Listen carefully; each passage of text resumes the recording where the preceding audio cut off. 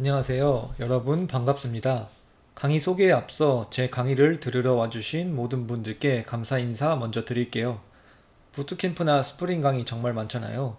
그 중에서 제 강의를 들으러 와주셨다는 부분은 정말 저에게 큰 영광입니다.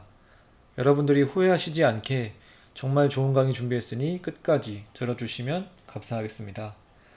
일단 보시다시피 제 강의는 다른 스프링 강의와는 전혀 다른 강의입니다. 왜냐하면 스프링을 사용하여 프로젝트를 만드는 것이 아닌 스프링의 핵심 로직을 직접 구현해보는 강의이기 때문이에요. 자세하게 설명드리기에 앞서 여러분은 스프링 같은 특정 프레임워크를 안다 라는 게 무슨 의미라고 생각하세요? 어떻게 하면 내가 자신있게 나 스프링에 대해 알아요 라고 말할 수 있죠? 당연히 직접 써본 경험이 있어야겠죠. 써보지도 않고 프레임워크를 안다고 말할 수 있는 사람은 아마 없을 겁니다. 다만 프레임워크를 썼다고 해서 확실히 안다고 말할 수 있을까요? 스프링은 계속 발전해왔고 사용자들이 더욱더 편하게 쓸 수 있도록 변해왔어요. 당연히 그런 부분에서 장점도 있지만 단점도 있습니다. 핵심 로직 같은 부분을 사용자가 몰라도 잘 사용할 수 있게 됐어요. 그렇기에 요즘 스프링을 처음 써보시는 분들은 써보시고 그냥 원래 그렇구나 하고 넘어가는 부분이 많기 때문에 저는 스프링을 써본 것 정도로는 스프링을 확실히 안다고 말하긴 어려운 것 같아요. 그런 의미에서 제가 어떤 프레임워크를 아는 것은 이 프레임워크가 없으면 어떤 문제가 일어날지 정확히 아는 것입니다. 그렇기 때문에 이 프레임워크가 어떤 역할을 하는지 얼마나 중요한지 정확하게 파악이 가능한 거죠. 요즘 부트캠프도 많고 좋은 강의도 많고 하잖아요. 근데 저는 그런 부분을 많이 들어본 적이 있는데 요즘에는 주입식 교육 느낌이 강한 것 같아요. 예를 들면 예전에 제가 본 공부 관련 다큐 영상 중에 영어 단어를 외우는 학생 얘기가 있었거든요. 인스파이어. 여러분, 인스파이어. 이 단어 아세요? 이게 고무하다라는 뜻이거든요.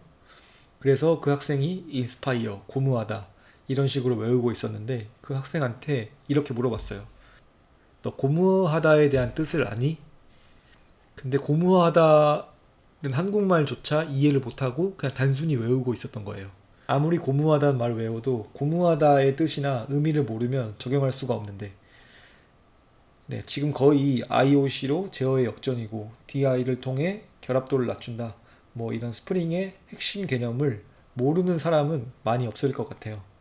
다만 이게 그걸 달다 외운 느낌이 요즘 너무 강해요. 그게 어떤 의미인지 정확히 체화를 하지 못하는 분들이 요즘에 많다고 느껴져요. 핵심을 이해하지 못하고 개발을 단순 암기식으로 하게 되면 뭔가 쌓이는 게 없고 결국에 막막함을 느끼고 포기하시는 분들이 많을 겁니다. 저는 항상 프레임워크를 공부할 때 어떤 것보다 이 프레임워크가 없으면 어떤 문제가 있을지를 고민해요. 마찬가지로 스프링도 만약 없으면 어떤 문제가 있을지 고민해 보는 게 첫 번째라고 생각했어요. 그래서 스프링이 출시되기 이전으로 돌아가 보는 프로젝트를 진행했습니다. 스프링이 나오기 전 개발 프로젝트니까 윈터 프로젝트라고 제가 이름을 붙여봤습니다. 네, 조금 자세하게 설명드려 볼게요. 스프링이란 개념이 없을 때 어떤 문제가 있는지 절실히 느껴보는 게 첫 번째입니다. 진짜로 스프링이 없었다고 상상하고 개발해 보는 거예요. 그러면 개발 과정에서 여러 가지 문제점이 생길 겁니다.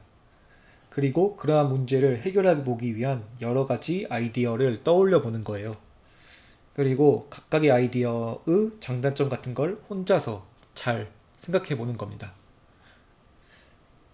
계속 생각해보다 더 이상 생각해 볼 게 없다고 하면 그때 스프링의 원리를 공부해 보는 거예요. 마치 수학 문제를 여러 아이디어로 풀어보고 답안지를 마지막에 보는 것처럼요. 아, 내가 생각했던 아이디어는 이런 문제가 있었는데 스프링은 이걸 이렇게 해결했구나가 되는 겁니다. 마지막으로 그걸 직접 구현까지 해보는 거죠.